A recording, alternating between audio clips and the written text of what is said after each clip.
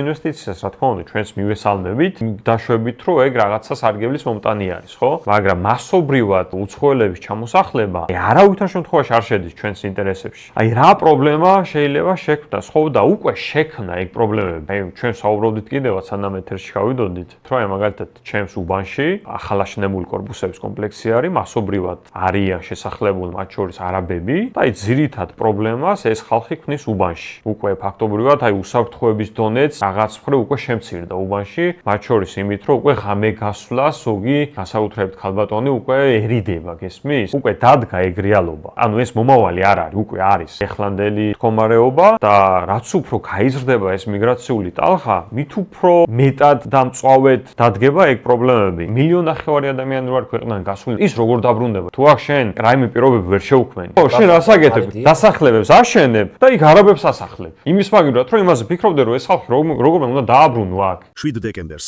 16 საათზე. აქცია არაბიზაციის წინააღმდეგ.